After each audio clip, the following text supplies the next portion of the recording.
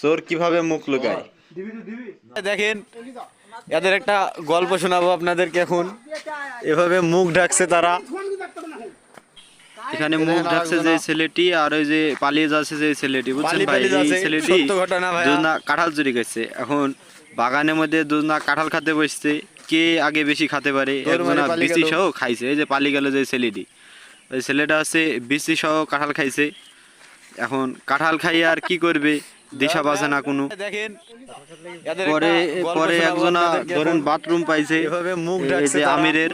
পরে আমির হামজা বাথরুম করছে তো হচ্ছে বিচি সহ।